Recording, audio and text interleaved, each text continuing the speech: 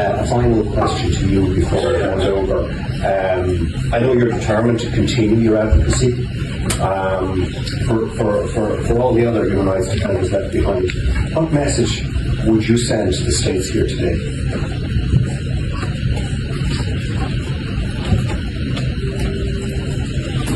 Merci, monsieur le modérateur. Aujourd'hui, je ne parle pas seulement pour moi.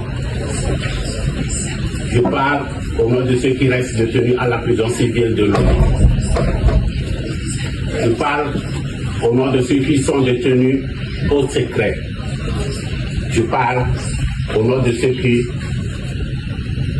sont contraints à l'exil ou disparus et dont le silence international continue de maintenir à la souffrance. Ma libération en janvier dernier n'est pas le fruit de la justice togolaise. C'est le résultat d'une pression internationale après 8 années de détention arbitraire, de torture, de procédures iniques au Togo. Soyons clairs, le système répressif est toujours en place. Les lois liberticides sont toujours appliquées.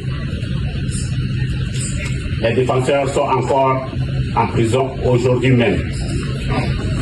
Ils ont des familles, ils ont des enfants, des parents qui espèrent chaque jour. Aux États représentés dans cette salle, je pose une question simple et directe. Combien de défenseurs devront encore être emprisonnés, torturés, exilés, disparus ou brisés avant que vos engagements deviennent des actes concrets?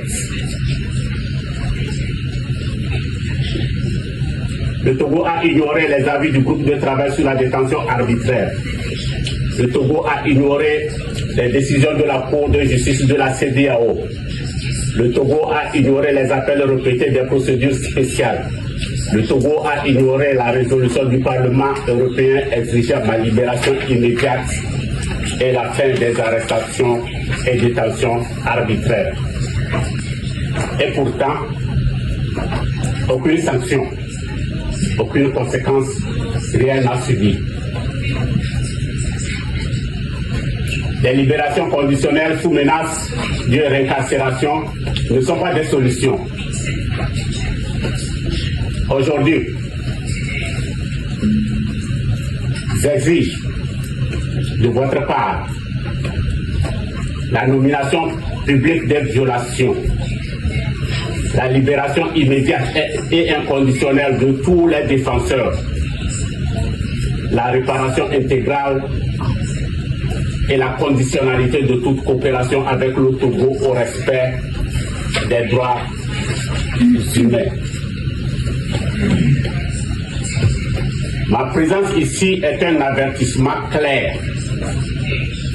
Tant qu'un seul défenseur restera enfermé au Togo, mon combat et celui de tous ceux qui défendent la dignité humaine ne s'arrêtera pas. Je vous remercie. D'abord, la certitude profonde que je n'avais commis aucun crime. Je n'étais pas détenu pour ce que j'avais fait, mais pour ce que je représentais. Un défenseur des droits humains qui refusait de se taire.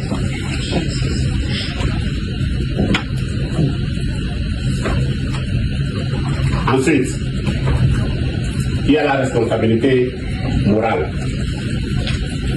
Je savais que céder, me briser ou disparaître intérieurement, c'est offrir une victoire totale à un système répressif qui voulait faire de moi un exemple pour les autres.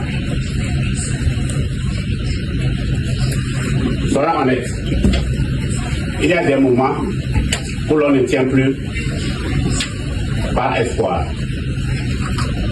On tient par refus. Refus de mourir en silence.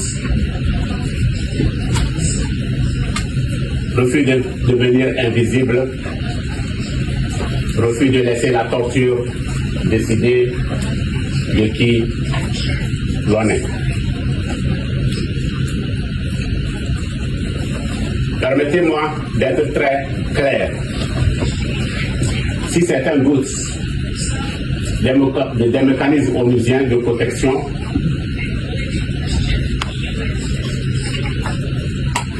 ce doute ne vient pas des livres.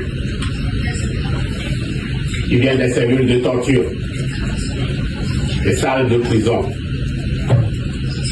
et du silence qui accompagne les arrestations et détentions arbitraires.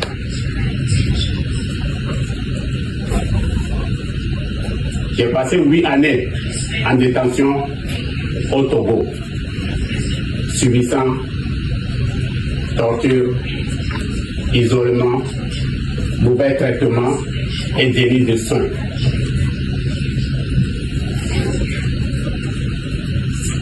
Je n'ai commis aucun crime. J'ai juste exercé mes droits et défendu celles des autres. Sans la mobilisation de ces mécanismes, je ne serais probablement pas en vie aujourd'hui. Les avis du groupe de travail sur la détention arbitraire, les communications des procédures spéciales, la pression internationale de certains États, de certains ONG et médias ont contraint le Togo à respecter partiellement ces obligations.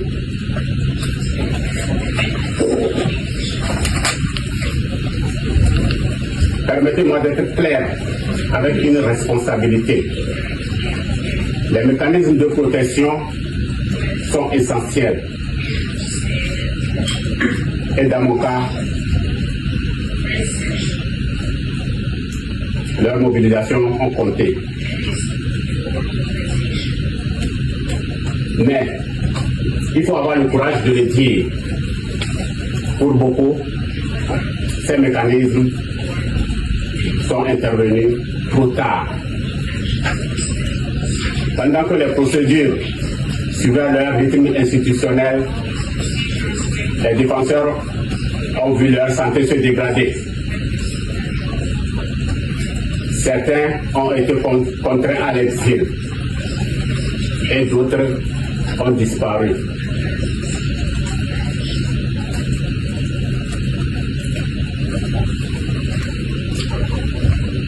Et cette réalité n'appartient pas au passé. Aujourd'hui encore, au Togo, les défenseurs sont détenus dans des conditions contraires aux normes internationales.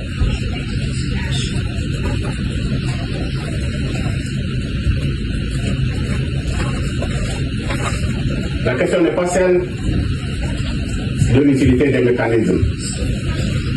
Elle est celle de leur capacité à agir à temps, avec suffisance de détermination pour protéger des vies humaines. Combien de défenseurs devront encore souffrir avant que les obligations internationales soient pleinement assumées et mises en œuvre sans délai? Je vous remercie. Salut les amis. J'ai eu à publier sur ma page Facebook hier soir ou ce matin plutôt un article, comme j'ai pris l'habitude de le faire ces derniers temps, qui porte sur la confiance comme ciment inviolable de notre engagement pour le Togo. Je pense que c'est un thème qui peut intéresser les personnes engagées dans ces efforts collectifs pour pousser à un changement qualitatif dans notre pays.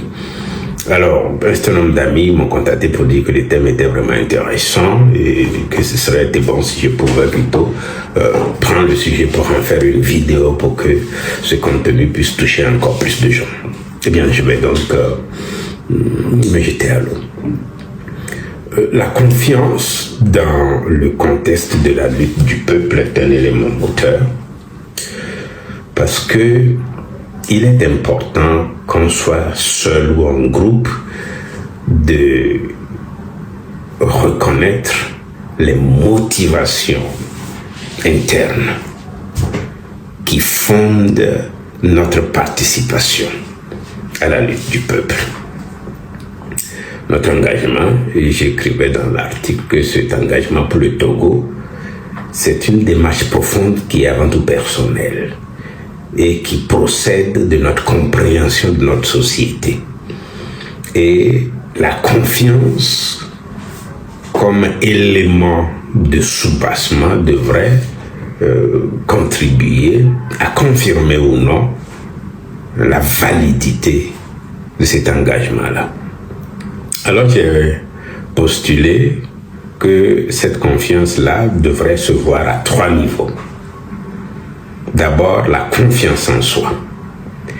La confiance en soi, dans le cadre de cette lutte, se conçoit comme cette conscience que l'on a de sa capacité à participer et à apporter quelque chose de significatif et à confirmer aussi la légitimité de sa participation personnelle pour influencer le changement, contribuer au changement voulu pour notre société au Togo. Donc cette confiance en soi est un élément important et cela dénote aussi de la connaissance que nous avons de notre parcours personnel, de ce que nous détenons comme capacité pour contribuer. En tout état de cause, quand on évalue qui on est, quand on sait où en est le pays aujourd'hui et ce à quoi nous aspirons, eh bien, il est très facile de savoir précisément ce que l'on peut apporter soi-même. Le deuxième niveau, je disais que c'est la confiance en la cause. Nous parlons de cause, nous parlons de la lutte du peuple de plus en plus. Mais avons-nous confiance en cette cause-là? Il y en a de plus en plus, jeunes et moins jeunes, qui disent, mais est-ce que ça peut aller? Est-ce que ça va réussir?